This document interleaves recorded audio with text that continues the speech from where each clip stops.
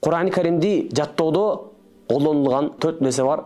Ошо 4 нерсеге амал кылсаңыз, Аллах Таалам сизге Kur'an-ı Kerim'de жаттаганга мүмкүнчүлүк берет. Эң биринчиси ат-тасмим ал-ирада.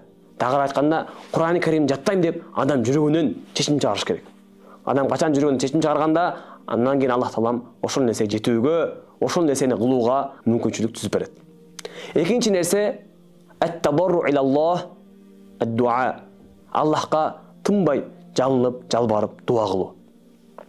Кээде адам мүмкүн эмес нерсенин бардыгын, мүмкүн эмес нерсенин көпчүлүгү адамдын дуасын себебинен кээде мүмкүн болот.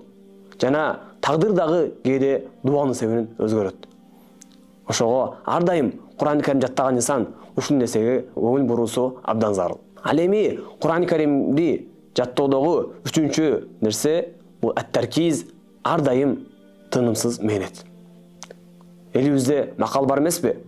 Кыбыраган кырашат дегендей, адам тынбаса аракет кыла берсе, Аллах Таалам иншалла сөзсүз сизге Kur'an-ı Kerim жаттап бүтүүгө мүмкүнчүлүк берет. Эгерде бул дүйнөдө Kur'an-ы Kerim жаттап бүтө албасаңыз, анда Аллах Таалам сизге кабырда Kur'an-ы Kerim жаттаганга мүмкүнчүлүк берет. Жана сизди жүрөгүңүздө эгер чындап мен Kur'an-ы Kerim жаттайм деген максат бар болсо, чындап ниет койгон болсоңуз, анда Аллах Таалам сизди акыретте Kur'an-ы Kerim жаттаган каарлар менен чогуу тирилтет. Ал эми төртүнчү Kur'an-ı Kerim жаттоого себеп болгон нерсе бул ат-таахуд, ар дайым Kur'an-ы Kerimди кайталап туруу. Себеби Сүйүтү Пайгамбар саллаллаху алейхи ва саллям өзүнүн берекелүү хадисинде мындай деген: "Таахадул Кур'ан", Kur'an-ы Kerimге тынбастан аракет кылгыла, менет кылгыла деген. Мына ушул Сүйүтү Пайгамбардын насааты баарыбызга жетиштүү.